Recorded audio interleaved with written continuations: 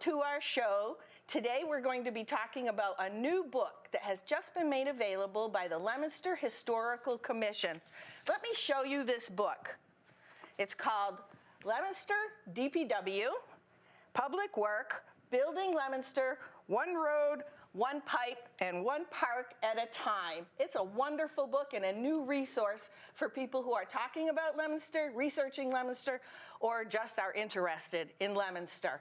Now, the author of our book is Patrick LaPointe, and guess what? We have Patrick here, the author, to talk to us about his book. Welcome, Patrick. Well, welcome. Thank you very much. Thank you for having me. Congratulations on finishing this enormous and important and special project. It is pretty big. It's pretty heavy too, isn't it?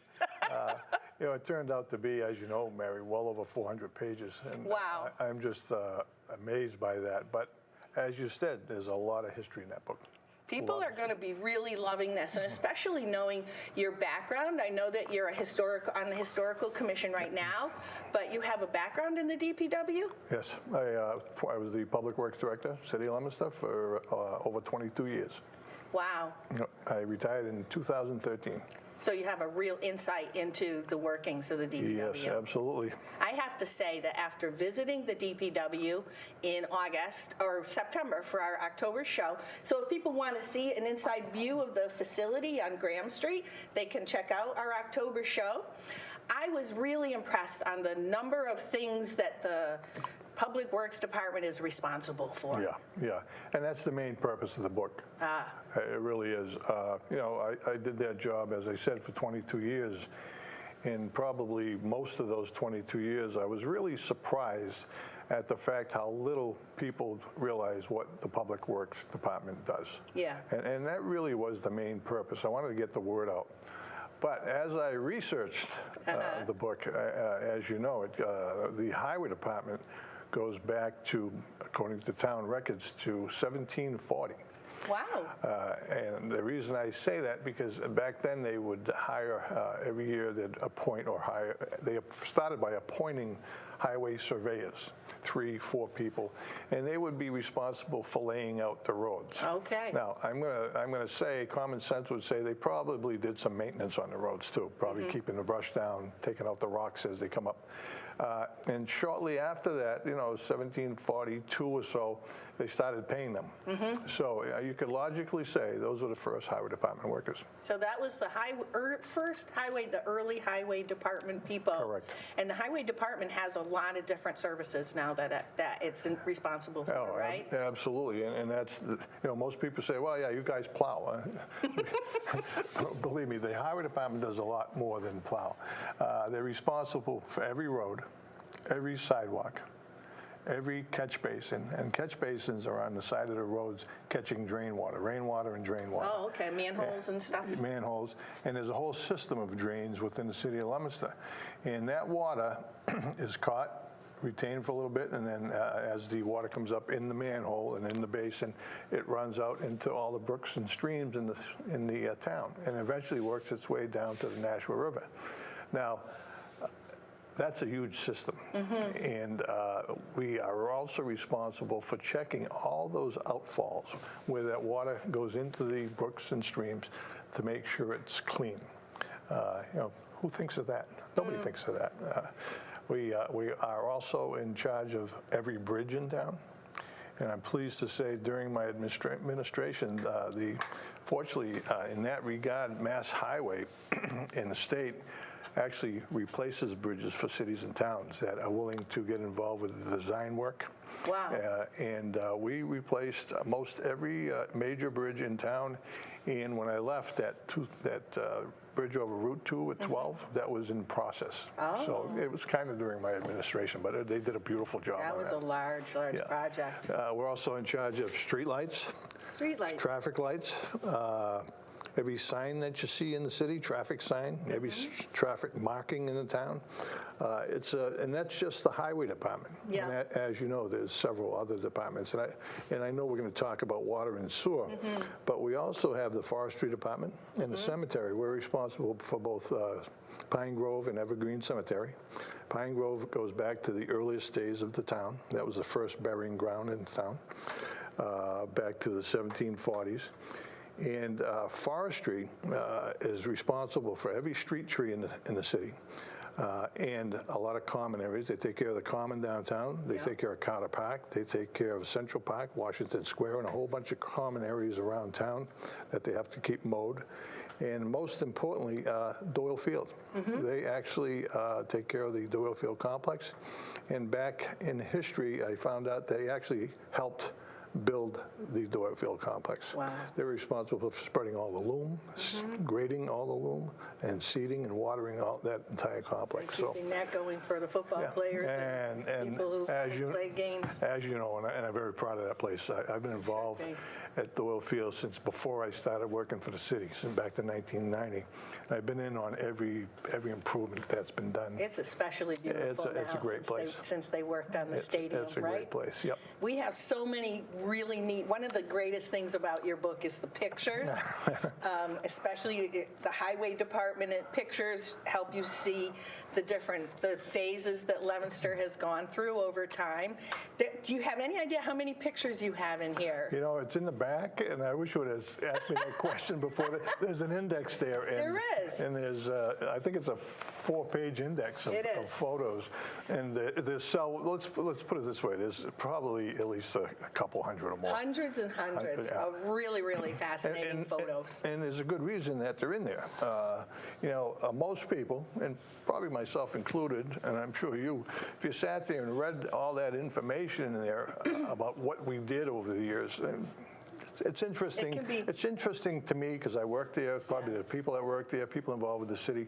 But the everyday person, like my wife, you know, she would say, you know, that's kind of boring. When I first accumulated all the information, and there was a lot of information, it took me 9 years to accumulate all this, but I was working full time at the time. But, you know, once I had it all put together and ready to put it in book form, my wife read the first chapter and she said, you know, this is really boring. I hope you're going to, you know, put some pictures in or tell a story. Tell a story, which was the key thing. And I'm not a writer, and I don't profess to be, but I put a story to it. And those pictures helped tremendously. You did. There's a great, it starts right out at the beginning of the town of Leominster and gives us a really great introduction to what the town, how it was first established and who was doing the establishment itself. And then it carries on through the different parts of the years going all the way up to now.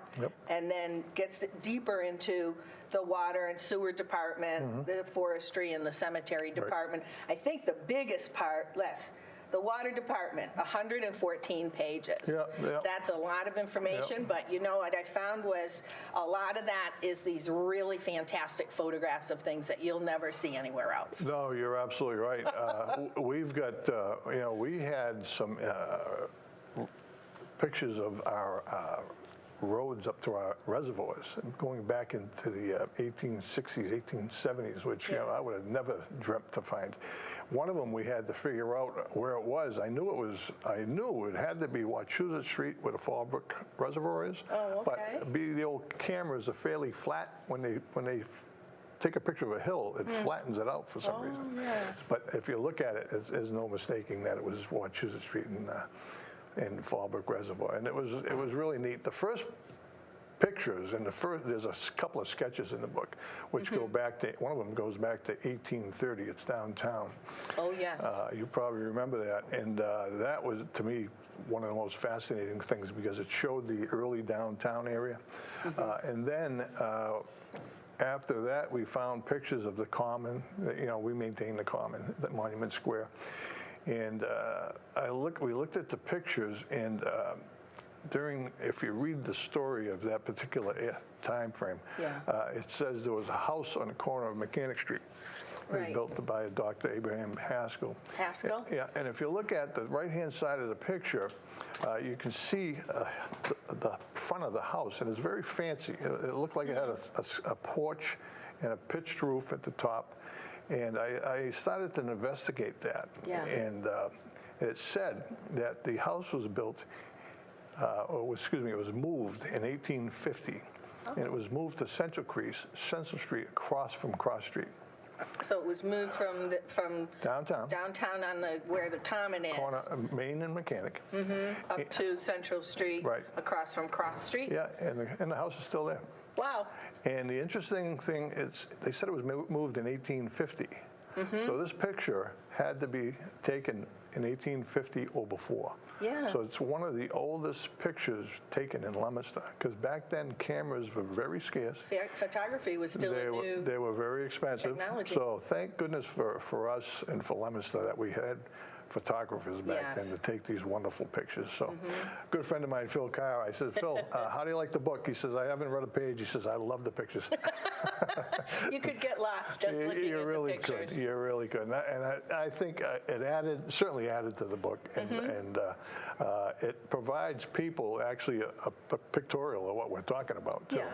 You know, especially in the water and sewer department. People, you know, they don't know the workings, the Right. inner workings, and it shows the dams, the brand new dams we built. In the why there's so many things are being replaced all Yeah, the time. It's yeah. hard to imagine that there was wood water pipes Yeah. at one point, and then they went to cement line metal, Yep. and then they moved to something else, right? As technology as and technology. as water works and water departments started to expand and become more common, the products get better. Yeah. Unfortunately for us, most of the pipes that were put in for the water system were cast iron. Yeah. And even when ductile iron, which has a lifespan of 100 years, Yeah. even when that was available, they kept putting in cast iron. Oh, so the cast iron is not that good. No, what had happened, it picks up minerals and it sticks to the inside of the pipe. So you could have an 8-inch pipe, and 50, 60 years, it starts to shrink. Yeah. And so you lose pressure, you lose water quality. And we in 1995 started taking a serious look at those 100-year-old pipes and started replacing them. And we've replaced miles and miles of that pipe, and very proud of what we did there. That's good. Because People are you have to really- keep at it. Yeah, if you're interested in where your water comes from and why it is what it is, this gives you a lot of good clues about the reservoir system and the sewer system, where the water goes afterwards. Exactly. Exactly right. Exactly right. I received a call from the reporter from the Sentinel, and it looks like we'll segue into water, I guess.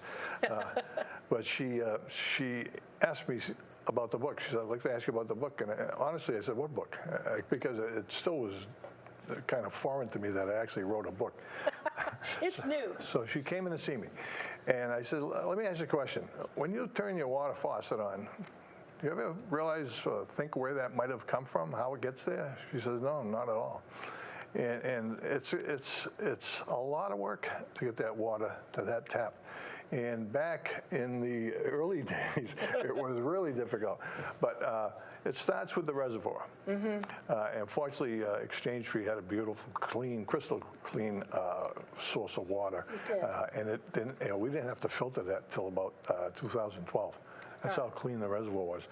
And that made things easier in that particular section of town for a So long, close long by. time. Yeah, and I can't forget. There's a resource area. There's the area around the reservoirs we're responsible for too.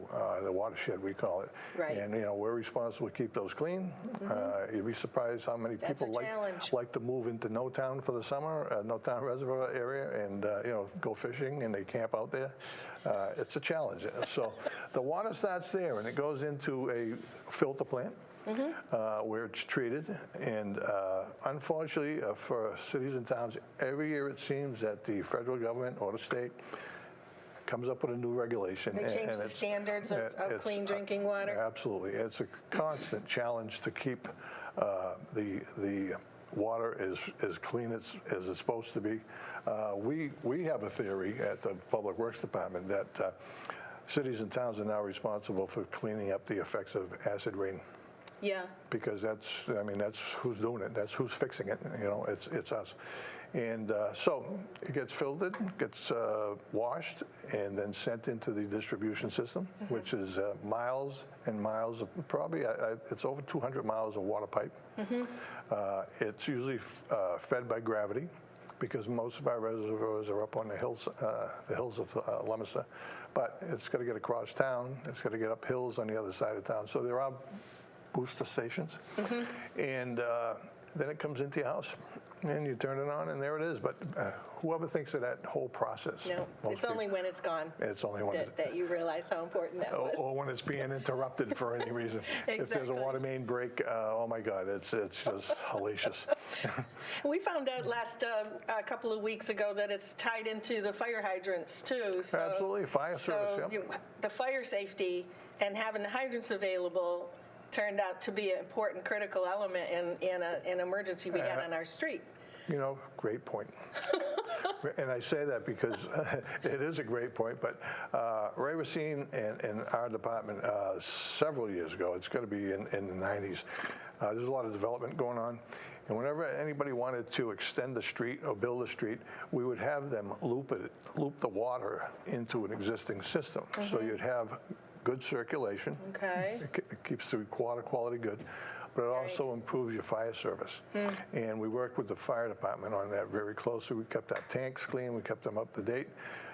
And back before I retired, they do an ISO test with the fire department to check fire service, and we were given a very, very good grade. That's because awesome. it's very important to not only us, but to the fire department. It really is awesome. So, you know, we have in Leominster an excellent water department, a very proactive water department. Most cities and towns in the community do not replace their old pipes. They just let them break, and then they fix the break. And we have been very, very proactive. But we see them out there all the time Yep. working in the roads and improving things all the time. And sometimes we don't always know what's going on, and we might feel like we're being interrupted or something. But And you are, know, if but you it's think for good. there's so many towns that don't have the great services Yeah. that we have. Well, we saw what happened in Harvard recently. They lost their entire tank, their water supply, over 350,000 gallons from a water main break. Wow. And I don't know what took so long to shut it off, but we usually shut a water main break off within an hour, hour and a half. Because our plans are excellent. We had an intern from Fitchburg State College work with us for 5 years. She digitized all our water plans, and we updated them all. They weren't very accurate, and it was a tremendous accomplishment. That's great. Now, see, Pat has a really great insight into all the little specific details about the DPW, and that really comes out in the book, not just also the history and the details of the history, because you've definitely said, you said 8 years working on it. And while you were working on it, you kind of had an idea of what you wanted, and then did you add more as you were working on it? I did. You know, I added the text, and I remembered the stories as, you know, you look back through the annual reports, I remember that job. Believe it or not, Mary, that probably could be twice as long as it is. Really? Because we did so many things. I think of this a lot. I had a great group of people working there. We used to work after hours and on weekends fixing every park and playground in the city.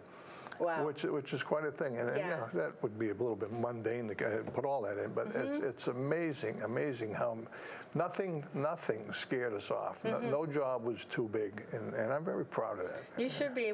We talked to the DPW workers when we were there, and I was very impressed at their dedication and their knowledge and their creativity and their craftsmanship in getting work done. If I may go back to I want to mention this because it's very important to me. The highway department. Yeah. You know, we do plow. We do plow.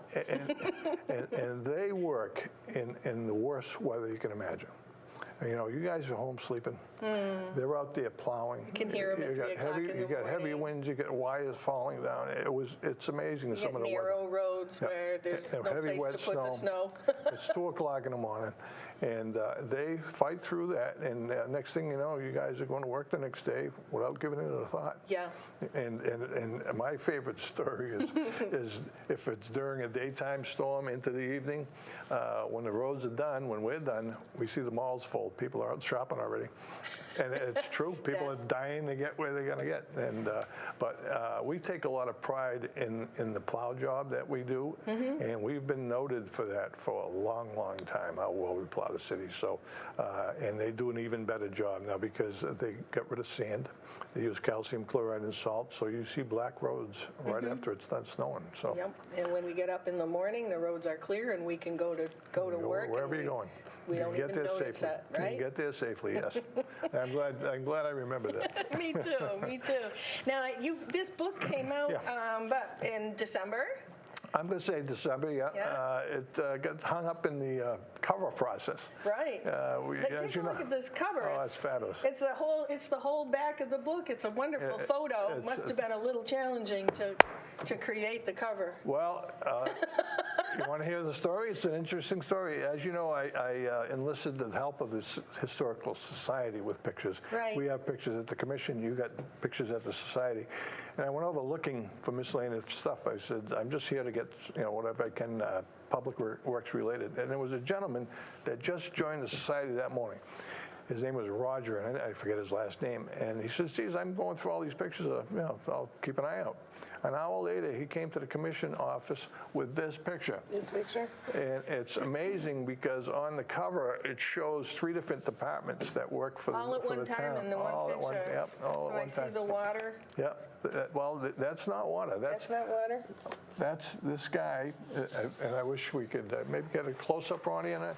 The gentleman is driving a Studebaker water sprinkling cart. Okay. And he works for the highway department, and the roads are all dirt. Right. Dusty. They kept them So they wet. sprinkled them with water.